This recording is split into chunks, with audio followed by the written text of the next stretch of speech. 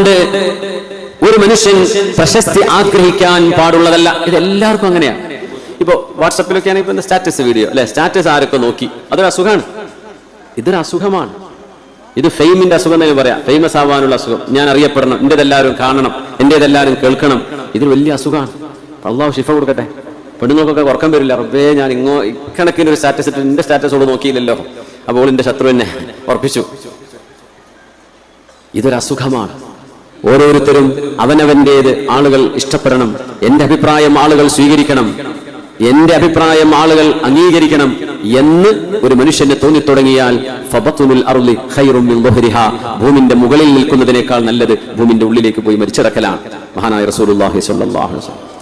നമ്മൾ ചെയ്യുന്നത് ശരീഅത്തിന് സമമായിരിക്കണം, ശരീഅത്തിന് അനുചിതമായിരിക്കണം. അല്ലാഹുവും റസൂലും ഇഷ്ടപ്പെടാത്തത് ചെയ്യരുത്. അല്ലാഹു റസൂലും ഇഷ്ടപ്പെടുന്നതാണ് നമ്മൾ ചെയ്യുന്നത്. അള്ളാഹ്ക്ക് വേണ്ടി ചെയ്യാം. അത് ആര് പുകഴ്ത്തിയാലും കുഴപ്പമില്ല, ഇകഴ്ത്തിയാലും കുഴപ്പമില്ല. അങ്ങനെയല്ലേ? അമ്പിയാക്കന്മാർക്കൊക്കെ എത്രയൊക്കെ പരിഹാസങ്ങൾ വന്നിട്ടുണ്ട്. അന്ന് ഫേസ്ബുക്കും വാട്സപ്പും ഇല്ലാത്തതുകൊണ്ടല്ലേ? അല്ലെങ്കിൽ എന്തായിരിക്കും അമ്പിയാക്കന്മാർക്കൊക്കെ വരുന്ന തെറിവിളികൾ? അന്ന് അതൊന്നും ഇല്ലല്ലോ. ആളുകളുടെ നാവ് കൊണ്ട് പറയുന്ന വാക്കുകളേ ഉള്ളൂ. ഇന്ന് പോസ്റ്ററായിട്ടും അല്ലാതെയായിട്ടും പല നിലക്കും വീഡിയോകൾ എഡിറ്റ് ചെയ്തിട്ടും അങ്ങോട്ട് മേക്കിട്ട് കയറാൻ. അമ്പിയാക്കന്മാർക്ക് അതിലപ്പുറം അവർ സഹിച്ചു. അവർ ചെയ്തതോ അള്ളാഹ്ക്ക് ഇഷ്ടമുള്ള പണി മാത്രമേ അവർ ചെയ്തിട്ടുള്ളൂ. പക്ഷെ എതിർപ്പുകൾ ഉണ്ടായില്ലേ?